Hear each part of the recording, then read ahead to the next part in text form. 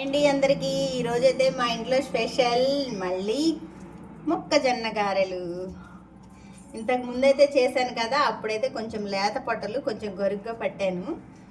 ఇప్పుడైతే పొట్టలు కొంచెం ముదిరినాయండి, అందుకే కొంచెం బాగా మెత్తగా పట్టుకుంటున్నాను అనమాట, లేదంటే పొంగవు.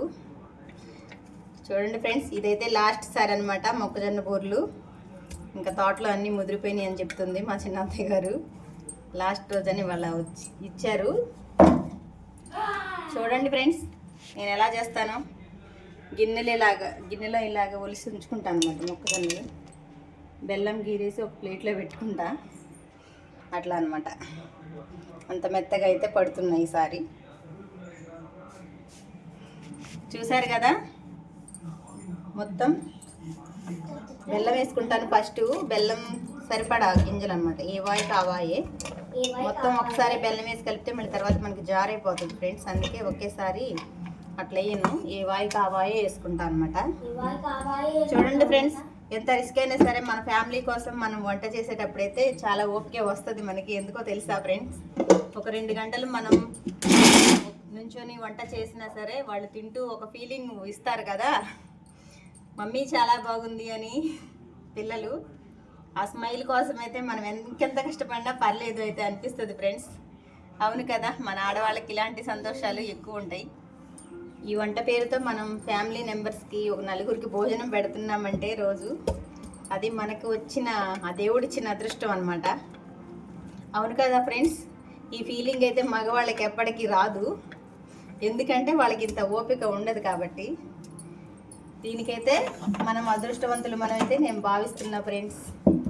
వాళ్ళు కావాలి అన్నది వండి పెట్టే దాంట్లో ఉన్న సంతోషం మనకైతే నాకైతే ఇంకెక్కడ దొరకదు. నేను వండిన తర్వాత తినేటప్పుడు వాళ్ళు స్మైల్ ఇస్తారు కదా, నాకు అదైతే బాగా ఇష్టం అనమాట కదా ఫ్రెండ్స్. పిండి పట్టడం అయితే అయిపోయింది ఫ్రెండ్స్, పిండి అయితే రెడీ అయిపోయింది. ఇంకైతే పప్పలు చేయటమే ఉంది. నూనె అయితే కళాయి పొయ్యి మీద పెట్టేసాను అనమాట.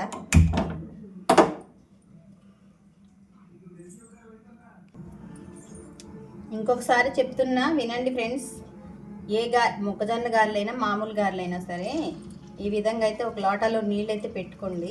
ఇట్లాగా కర్చీపులు ఉంటాయి కదా, కాటన్ కర్చీపులు మంచివి ఉతికినవి, ఆ కర్చీప్తో కొంచెం తడి చేస్తూ చేసామంటే ఇంకా మన చేతికి అంటదు, ఆ కర్చీప్కి అంటదు. పప్పలు అయితే చక్కగా తీయడానికి వస్తాయి ఫ్రెండ్స్. చూడండి, ఈ విధంగా చాలా సింపుల్గా చాలా నీట్గా ఉంటాయి. ఈ చిట్కా అయితే ట్రై చేయండి. ఒక చేతి మీద కాటన్ క్లాత్ అయితే వేసుకోండి, కర్చీపైనా పర్లేదు ఏదైనా పర్లేదు, కాటన్ క్లాత్ కావాలి. నేనైతే గారెలైనా బూరెలైనా ఇలాగే చేస్తానన్నమాట. మీరు కూడా ట్రై చేయండి, చాలా సింపుల్గా అయితే అనిపిస్తుంది ఇది. ఒక్కసారి చూడండి ఫ్రెండ్స్, బూరెలు అయితే ఏ విధంగా పొంగుతున్నాయో చూసారా. కొబ్బరి బూరెల టైప్లో అయితే పొంగుతుంది. ఇలా ఉంటుందన్నమాట మనం చేసే విధానం బట్టి. చాలా సాఫ్ట్గా కూడా ఉంటాయి ఫ్రెండ్స్. గారెలు చేయటం పప్పలు పొంగడమే చెప్తుంది అక్క, కానీ దీని కొలతలు చెప్పలేదు అనుకుంటున్నారా ఫ్రెండ్స్. నేను కూడా ఫస్ట్ అయితే ఆ విషయం మర్చిపోయాను. మెత్తగా రుబ్బాలి, బెల్లం కోరి పెట్టుకోవాలని చెప్పాను, కానీ ఎంత బెల్లమో మీకు చెప్పలేదు కదా. ఇప్పుడైతే చెప్తానేనండి. మన కేజీ లోటాలు ఉంటాయి కదా, మనకు సుమారు తెలుస్తుంది కేజీ డబ్బానే లేకపోయినా. ఆ కేజీ డబ్బా గింజలకి ఒక 1/4 కేజీ బెల్లం ముక్క అయితే సరిపోతుంది అనమాట, కరెక్ట్గా సరిపోతుంది. చక్కగా పొంగుతాయి పప్పలు. బెల్లం కూడా ఎక్కువ తక్కువ అవ్వకుండా ఉంటుంది. గింజలను అయితే కొలుసుకోండి, ఒక కేజీ లోటాతో. కేజీ లోటా గింజలకి 1/4 కేజీ బెల్లం కరెక్ట్గా పాలా సరిపోతుంది. చూడండి ఫ్రెండ్స్, నాదైతే వంట అయితే అయిపోయింది. చూసారా, ఈ లాస్ట్ అనమాట మెత్తగా దూదుల్లాంటి మొక్కజొన్న బూరెలు అయితే చేయడం అయితే అయిపోయింది ఫ్రెండ్స్. నా వీడియో నచ్చితే అందరూ లైక్ చేయండి, కామెంట్ చేయండి తప్పకుండా ఫ్రెండ్స్.